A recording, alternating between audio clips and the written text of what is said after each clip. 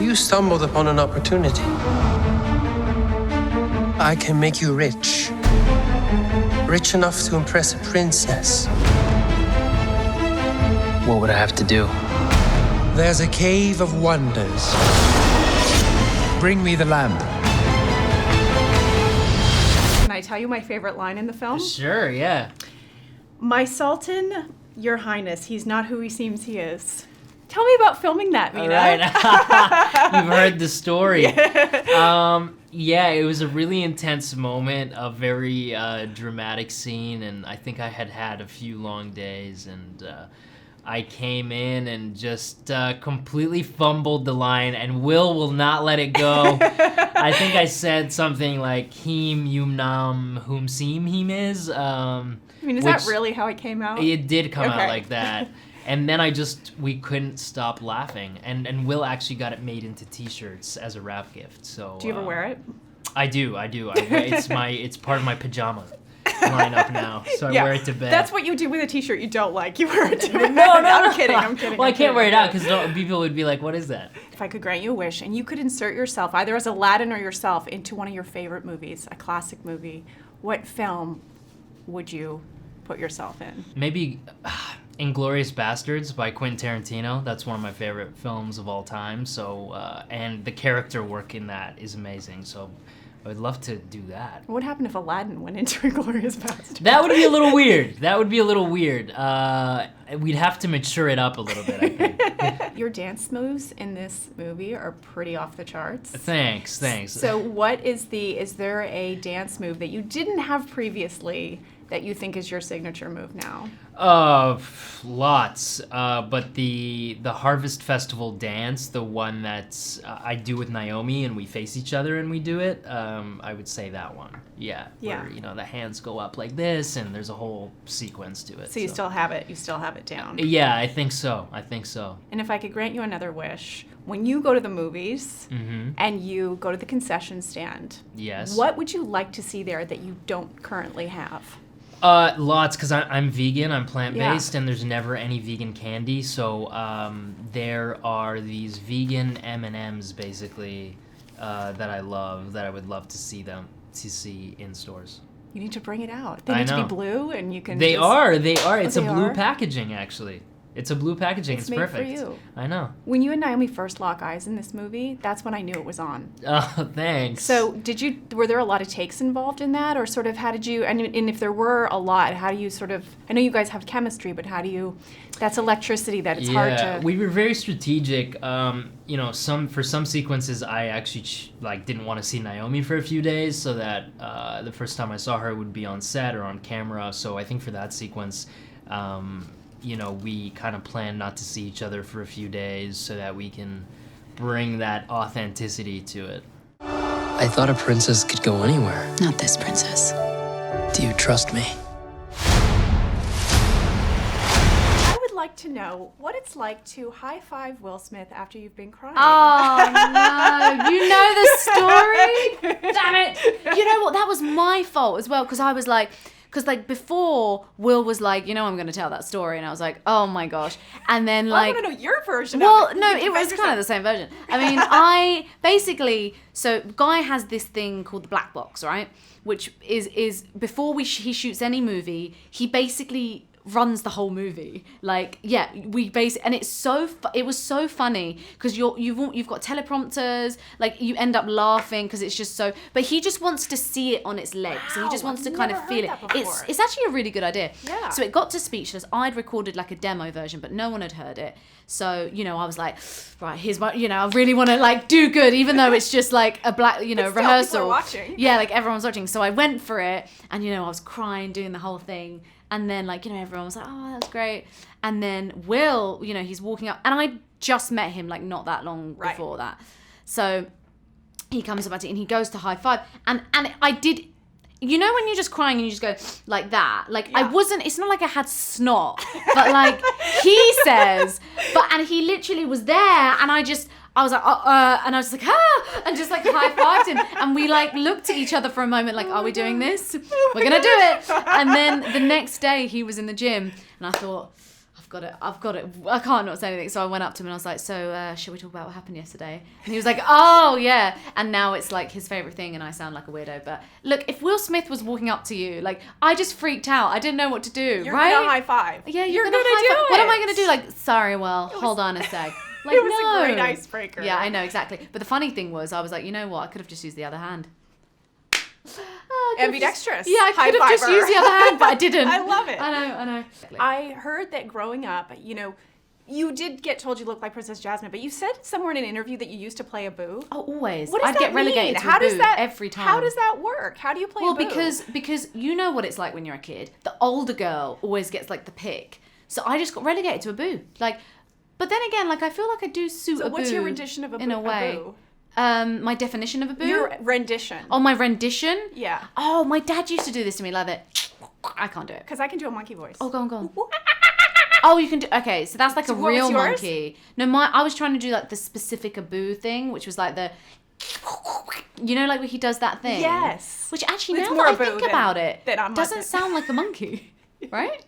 Well, mine certainly yours, didn't either. No, yours actually did And sound like a real last monkey. question, is there something from the original? I know you probably didn't want to watch it. You wanted to make it your own. Mm. But what was the essence of Jasmine that you kind of took from the Took. original and brought to this? My personal experience with watching the movie, that's what I took. So what she meant to me, I was like, okay, I want to kind of still keep that feeling. And just the fact that she's smart and she can go toe to toe like with someone, you know, if they're trying it. Like when she first meets Prince Anders, like she's witty as well, she's quick and she's kind Yeah. of, so I definitely wanted to take that. So hopefully. And the first moment you lock eyes with Aladdin, that was electric to me. Watching it on screen, how many takes was that? That was, I can't remember, but Mena with his big eyes, what can you do? It's all there. There's no acting involved.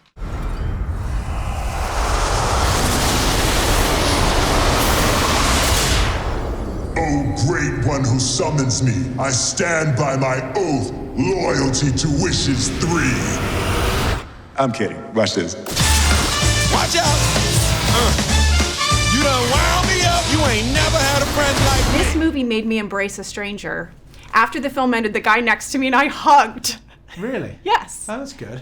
It was fantastic.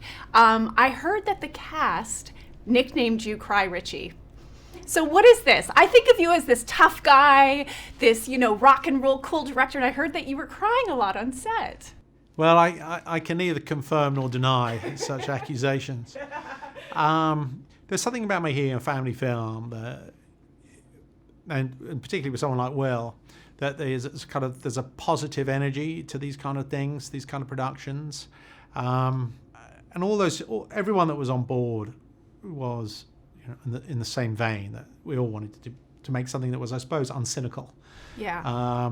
And really a sort of deluge of positivity. And I think that's just inherent in the DNA of the production. But the casting was phenomenal. I mean, it was so spot on. It actually blew my mind. Everybody just completely nailed it.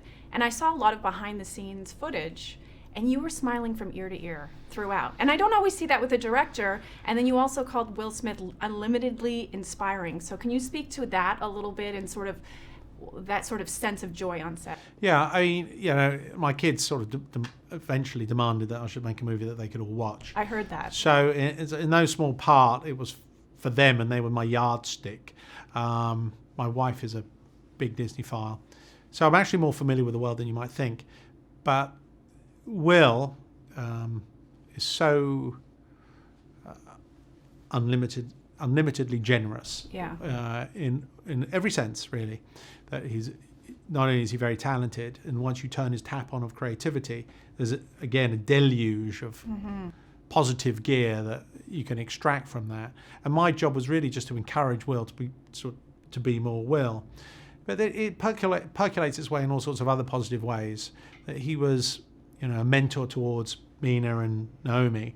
And once he led the charge and he was constantly positive, that, you know, they followed and they didn't feel like they were being judged in a negative way at all. And he sort of set the pace, and everyone followed.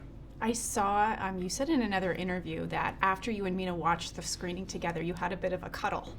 Yeah. And I want to know, first of all, what your kids, you said they were sort of the yardstick and wanted you to make the film, what their reaction was, and sort of that moment watching it with the cast. It's funny, my daughter was two people down from me. And Mena, who I didn't know, was about 10 people down from me on the other side. My daughter danced from beginning to end. Right? She came dressed as it's quite fun that though, isn't it? And she came dressed as Princess Jasmine from the off. So she was going to enjoy herself. And my daughter's seen it more times than I've seen it, right? So she was in from the off. She knows all the songs. And Mena, well, and myself, right? When we saw it at the premiere in London, a couple of gala or whatever they call it, we saw it a week ago, I suppose. Yeah. And to be fair, that's the first time I've seen it in its full incarnation, right? It's always moving stuff around. Sure. You watch it in reels, you watch it in 20-minute sections. Yeah. But I actually watched the whole thing. It was the first time I'd seen it. And I have the memory of a goldfish, so I can never remember what I've done. And then when you watch the whole thing in its entirety, you get sort of swept up in its positivity. Right. And so Mena had never really seen it before. You see it in parts. Yeah. And then I think it's you're not cynical once you watch it as a whole thing. You get distracted by other aspects of the business or whatever.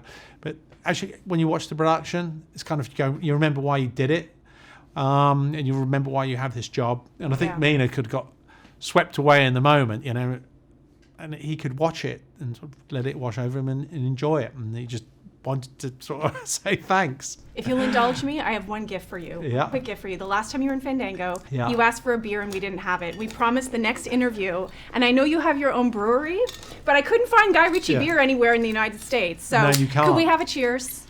We can. Oh, this is going to be. Whoa, this is exciting. It's a Blue Moon beer. It's the closest I can Yeah, get by the to way, Aladdin. I have to tell you, there's nothing wrong with that beer there. Look. Really? I thought I know you're a beer connoisseur, so I was like, I got to pick one No, that no, he's no. going to like. It's a Belgian This is beer. Cheers. This is all terribly exciting at this time Cheers of to day. one of the greatest Disney films I've ever seen. Thank you. Don't you dare close your eyes.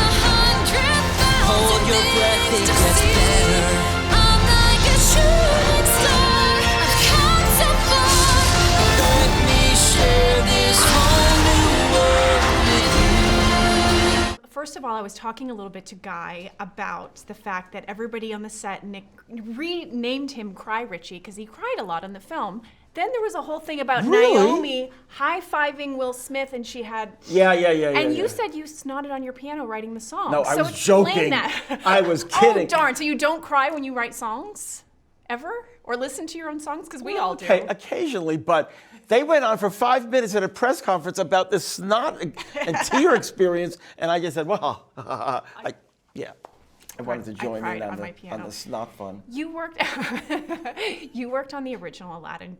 Tell me about the conception of some of those original songs. How did they sort of come to be? Originally, we were doing sort of an homage to the Hollywood view of the mysterious East. That was kind of our wink. So there was, very traditional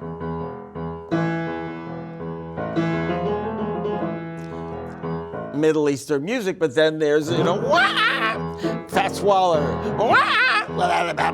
Them 40 Thieves, or Cab Calloway, Prince Ali, my body is he, Ali Ababa, or just a stuck note here, or of course, A Whole New World is just its own thing, but a very sort of Latin.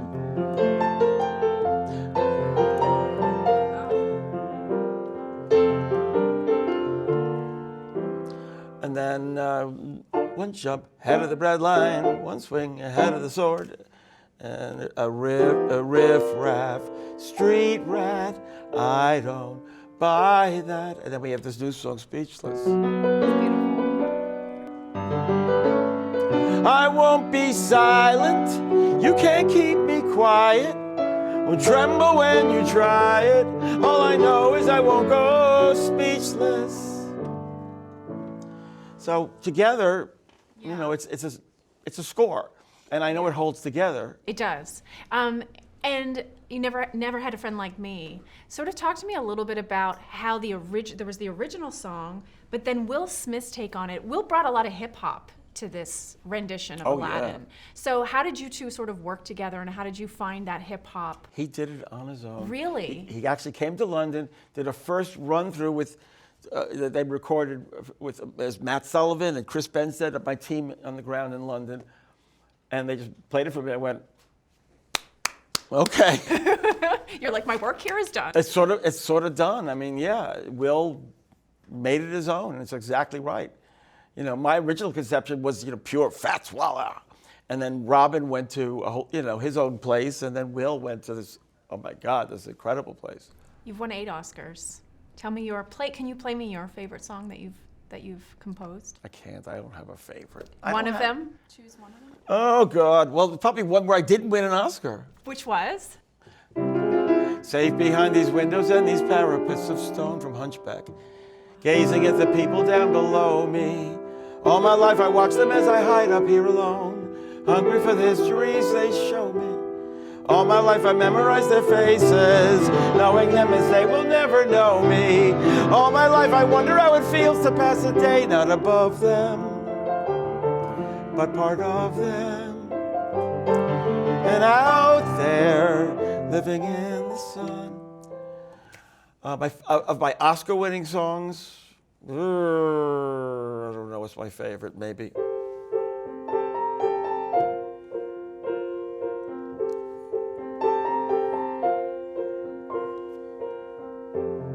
Tale as old as time, I don't know. But I don't have favorite because they're all parts of mosaic, and they build a bigger picture through each, through the combination of the songs.